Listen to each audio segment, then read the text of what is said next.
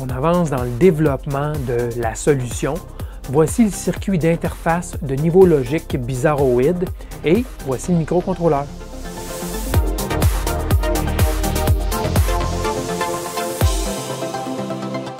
Bidouilleur, salut! Voici la troisième vidéo du projet d'interface PC pour le voltmètre CA à large bande Fluke 8920A. Il est important de visionner les premières vidéos de cette série avant de regarder cette vidéo-ci, car toutes les vidéos sont construites de façon chronologique, bien sûr. Je fournis un lien vers la liste de lecture de la série dans la description ci-dessous. Alors, dans la deuxième vidéo, on avait exposé les critères du choix d'un ADC pour échantillonner correctement la sortie analogique du voltmètre CA Fluke 8920A. Aujourd'hui, je vais m'attarder aux critères de sélection du circuit d'interface logique entre les trois lignes d'encodage un peu spéciales de la gamme, donc du Fluke 8920A, et le microcontrôleur qu'on va ajouter. Et parlant de microcontrôleur, je vais aussi vous exposer mon choix de celui-ci. Mais juste avant de vous parler de l'interface logique, j'aimerais faire une clarification, suivant les nombreux commentaires que j'ai reçus depuis le début de cette série de conception. C'est que certains questionnent notre choix d'utiliser la sortie analogique du voltmètre CA comme source pour les mesures. Ils auraient plutôt choisi, eux, de lire les différentes lignes allant vers les segments de l'affichage pour finalement reconstituer les chiffres. Oui, c'est une possibilité, ça serait possible, mais ce n'est pas aussi simple qu'on pourrait le croire. D'abord, il y aurait une bonne douzaine, et je crois que c'est même un peu plus, de lignes logiques, de signaux logiques accablés et à analyser par le microcontrôleur. C'est un affichage de type multiplexé, donc l'information doit être décodée en séquence pour savoir à quel chiffre on a affaire. Et ça se fait très rapidement, vous le savez, on ne le voit pas à l'œil. Et donc, il faudrait développer une synchronisation logicielle dans le microcontrôleur pour suivre l'affichage en quelque sorte. Et les connexions requises sur l'affichage ne sont pas prévues pour ajouter d'autres signaux allant vers, par exemple, le microcontrôleur. Donc, ça risque de ne pas être simple ou même pas très élégant. Mais ceux qui voudraient creuser davantage sur le sujet peuvent le faire. Le manuel de l'appareil, qu'on appelle le manuel de service, là, est disponible librement pour téléchargement sur Internet. Dans ce cas-ci, cherchez Fluke 8920A User Manual, et non pas Service Manual, mais le User Manual contient tout, incluant les schémas. Mais quant à nous, on va utiliser la sortie analogique. Elle a été conçue pour cette fin et son exactitude, on l'a vu précédemment, est de l'ordre de 0,1%. C'est bien suffisant pour notre usage, mais ce n'est pas tout.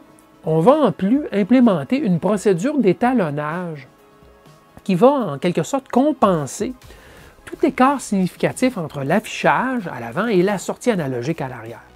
Donc le résultat sera très bon. Prenez-en ma parole. OK, trêve de justification. Allons voir les possibilités d'interface aux fameuses lignes logiques au niveau bizarroïde. Alors, un autre petit défi que je vous avais lancé, c'était d'essayer de penser à des circuits, un circuit qui permettrait de faire cette fameuse conversion de 3 bits qui viennent sur le connecteur J501. C'est un connecteur qui est disponible à l'intérieur du voltmètre 8920. 3 bits qui encodent la gamme utilisée. On sait que le niveau logique bas doit être de moins 15 volts, ou à peu près, et le niveau logique haut, donc niveau 1, doit être près de 0 volts. En réalité, c'est plus moins 2, moins 2,5 volts. Donc, moins 15, moins 2,5 volts, c'était le petit défi, mais en plus, il fallait s'assurer de ne pas charger les lignes à l'intérieur du voltmètre, parce que même une résistance de 10 kΩ de charge, connectée par exemple à la masse, ça affecte les signaux, justement ces signaux, ces lignes. Donc, il faut absolument ne pas charger ces lignes, les lignes F0, F1, F2. Et aussi, il fallait quand même prendre en considération que la vitesse n'est pas du tout un critère. On parle de peut-être un changement là, qui se produit lorsqu'on change de gamme une fois à l'occasion, lorsqu'on fait varier les signaux qu'on veut mesurer avec le voltmètre. Donc la vitesse n'est absolument pas un critère. Bien sûr, les fronts montants et descendants doivent être des signaux logiques, là, mais sans plus. Il n'est pas question de rapidité non plus. Alors ça, c'était la question à répondre. Je vais vous proposer aujourd'hui 3 circuits. Bien sûr, il y en aurait probablement une foule d'autres. Lorsqu'on s'assoit et qu'on se met à réfléchir comment faire cela, on pourrait trouver toutes sortes de façons. Mais je vous en propose 3. 2 sont bons, le 3e, ça ne va pas. D'accord? Juste pour l'étude que Jacques et moi, on a faite. Alors, le premier circuit, ça utilise des portes logiques, des tampons, donc buffer, de la série CMOS, des 4503. Bon, l'avantage d'utiliser la série CMOS, c'est qu'on sait que les alimentations peuvent être très élevées. Donc, les portes logiques fonctionnent à un écart d'alimentation très grand, comparativement à des portes logiques TTL de la série 74, par exemple. Alors, voici comment fonctionne le circuit. On alimente le tampon, le 4503, il y en a plusieurs dans un seul boîtier, bien sûr. On l'alimente 0,5 volts, ce qui va nous garantir une sortie 5 volts, bien sûr, 0 à 5 volts, logique, allant vers le microcontrôleur. Ça, c'est problème réglé pour contrôler la sortie, bien sûr, la plage d'opération de la sortie. Pour ce qui est de l'entrée, on va utiliser des résistances très élevées. Élevé au point où ça ne chargera même pas les lignes F0, F1 et F2, mais que ça va quand même produire un diviseur de tension qui va jouer quelque part près de 0, dans le cas où la tension est moins 15, bien sûr, et près de 5, au-dessus en tout cas du seuil minimum là, pour faire un niveau logique 1, lorsque la tension est près de 0 volts, donc 0 moins 15, bien sûr. Là. Alors, on aura ici fait un diviseur de tension qui nous amènera nos tensions dans la bonne plage d'opération pour notre porte logique. Et comme le courant ici est à peu près 0, puisque ce sont des portes logiques CMOS, on peut se fier sur des valeurs dans des centaines de kiloohms sans difficulté, ça va bien fonctionner. Alors c'est comme ça que le circuit fonctionne. Utilisable, absolument. Maintenant, je vous en montre un autre. C'est une solution sur laquelle Jacques et moi, on a réfléchi un peu et malheureusement, on a découvert deux manques qui font qu'on doit rejeter. C'eût été tellement simple, puisqu'il n'y a pas de résistance pull-up ni diviseur de tension, si on avait pu utiliser cette puce, qui est aussi une puce de la série 4000 CMOS, le 4066, qui est un quadruple interrupteur analogique. En l'alimentant entre plus 3,3 et moins 15, ou plus 5 et moins 15, on aurait eu ici un signal qui serait sorti entre 0 et la tension sur l'entrée du microcontrôleur, présumant qu'il y a une résistance pull-up sur le microcontrôleur, bien sûr, d'inclus. Sinon, on aurait ajouté une résistance ici. Alors, malheureusement, cette solution ne peut pas être retenue, tout simplement parce que si vous regardez la différence de tension entre la broche, la masse, donc ground et VCC, entre 7 et 14, ça ne peut pas dépasser 18 volts recommandé. Malheureusement, 15 plus 3,3, ça fait 18,3. Et si on alimente avec un microcontrôleur 5 volts, bien là, non seulement on dépasse par beaucoup, mais on s'approche de la limite absolue de cette pièce. Donc, rejeté. Il y a une autre raison aussi, c'est que si vous regardez, la tension minimale du niveau logique haut doit être de 11 volts lorsque l'alimentation est de 15 volts, donc 4 volts plus bas que l'alimentation. Et si vous regardez ici, bien malheureusement, on ne pourrait pas rencontrer ce niveau avec le moins 2 volts, là, qui est le niveau haut effectif là, que j'ai vu lorsque j'ai essayé le Fluke 8920. Donc, malheureusement, au niveau logique, les niveaux ici, ça violerait. Donc, on doit rejeter cette solution, mais ça aurait été très intéressant. Et finalement, une troisième solution. Cette solution utilise des comparateurs, tout simplement. J'utilise 3 comparateurs. Comparateur LM339, très commun. J'alimente les comparateurs entre moins 15 volts et plus 5 volts. D'accord? Donc, on sait que la sortie ici va varier potentiellement entre moins 15 et plus 5. Alors, le comparateur, je polarise sa broche de comparaison, donc le point de référence, à mi-chemin entre le moins 15 et le 0. Parce qu'on sait que le signal F0, F1 et F2, ben, il peut jouer entre moins 15 et 0. Donc, en se mettant à mi-chemin, à moins 7,5 environ, ben, on se trouvera être à mi-chemin des signaux F0, F1 et F2. Et donc, on pourra, bien sûr, avoir de la marge de manœuvre et ça va toujours fonctionner. Alors, bien sûr, j'en aurai 3 circuits comme celui-ci, là.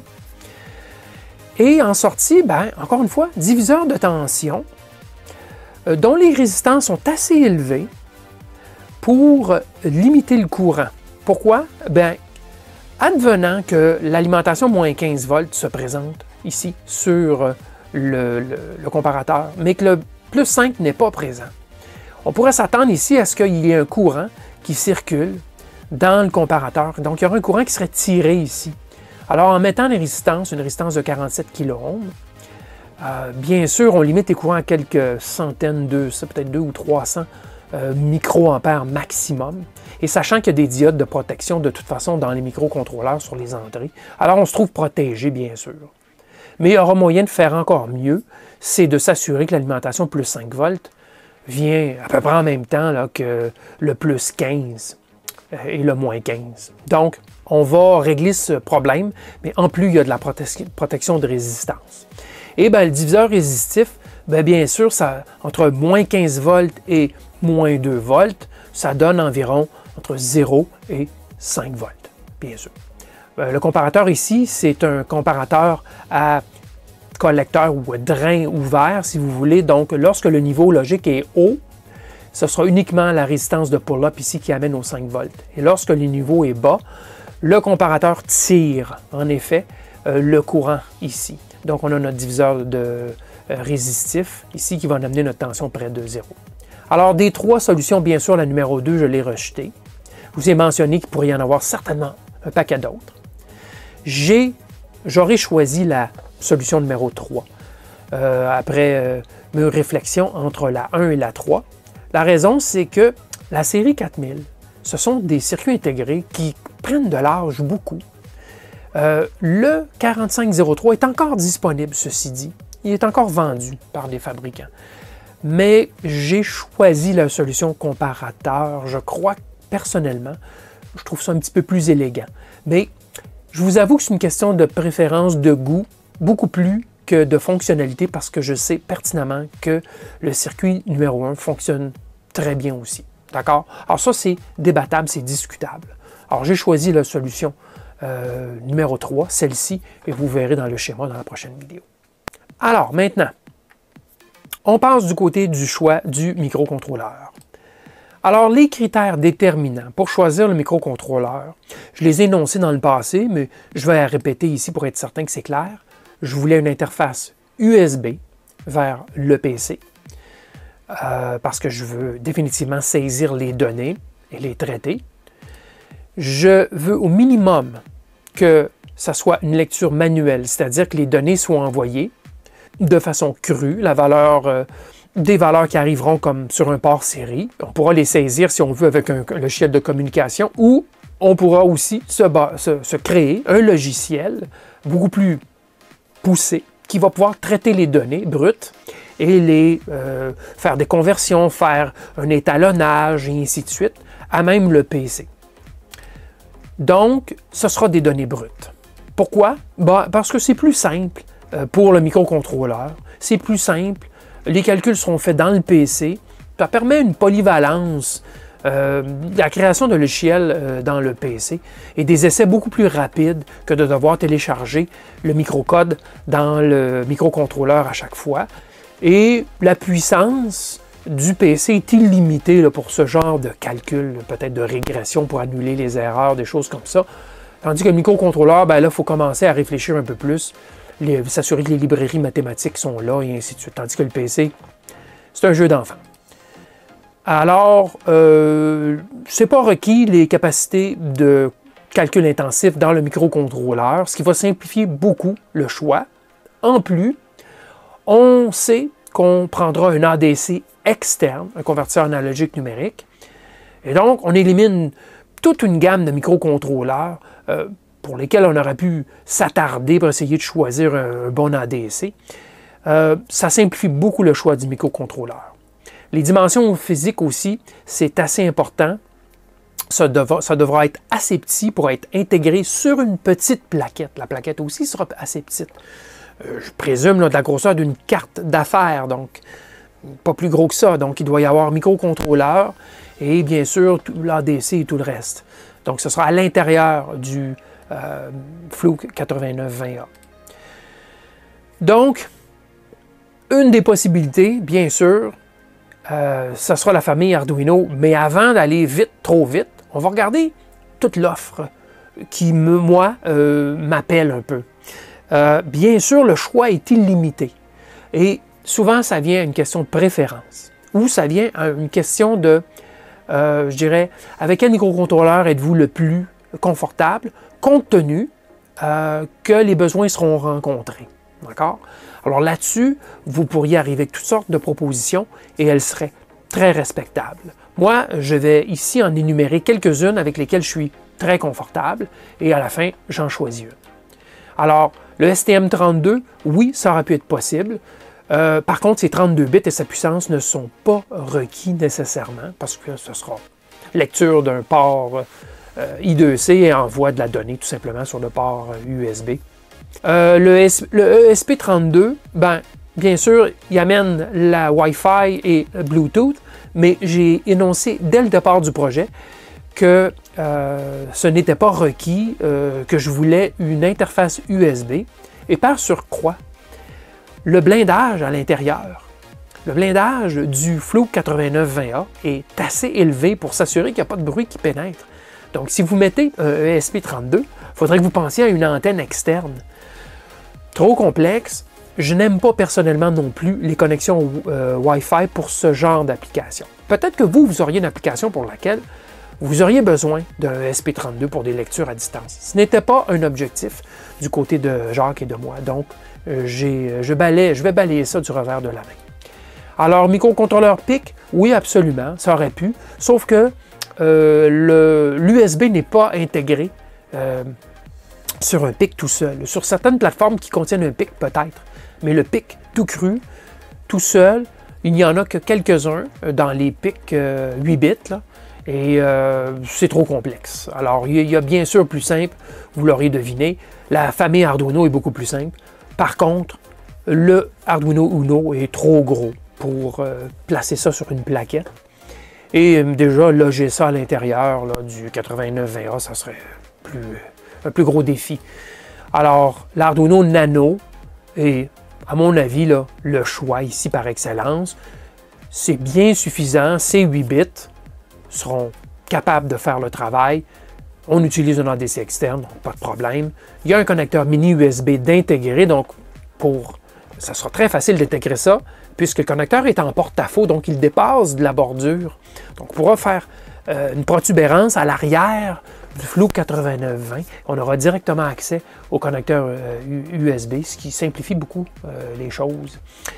La logique est de 5 volts, et l'ADC que je veux utiliser, le fameux ADS 1113, lui aussi peut fonctionner à 5 volts. Donc, pas de conversion nécessaire. Très intéressant, au niveau du I2C, entre autres. Il est quand même assez petit. C'est l'équivalent d'une puce 30 broches DIP. Donc, c'est assez petit pour intégrer ça sur une petite plaquette. Et la librairie I2C, elle est incluse à même l'IDE. Donc, on a tout ce qu'il nous faut dans la famille Arduino et le Nano ferait le travail, bien sûr. Donc, j'ai fait mon choix. Ce sera le Nano, simple et fonctionnel. Et en plus, il ne consomme que 20 mA. Ça ne chargera pas trop les alimentations fournies par le Fluke 8920. Certains aimeraient que je fasse des vidéos plus longues dans cette série pour pouvoir passer à autre chose plus rapidement. Ce n'est pas l'approche que je privilégie. Je préfère ne pas dépasser 30 minutes. c'est que le contenu est assez lourd, mais je suis persuadé que les bidouilleurs n'en tireraient pas tous les bénéfices avec des vidéos plus longues. Et je continue aussi d'intercaler des vidéos d'autres sujets, rien à voir avec ce projet, entre les vidéos de cette série, question de satisfaire au plus grand nombre de bidouilleurs possible. Alors, voilà, dans la prochaine vidéo, je vais parcourir le schéma électrique final avec vous, et je vais aussi vous montrer l'intérieur du multimètre pour pouvoir ensuite mieux définir les dimensions requises pour loger notre projet et aussi voir d'où vient la provenance des connexions internes. D'ici là, continuez de me suivre et abonnez-vous à ma chaîne si ce n'est pas déjà fait. Je vous remercie, je vous dis à la prochaine.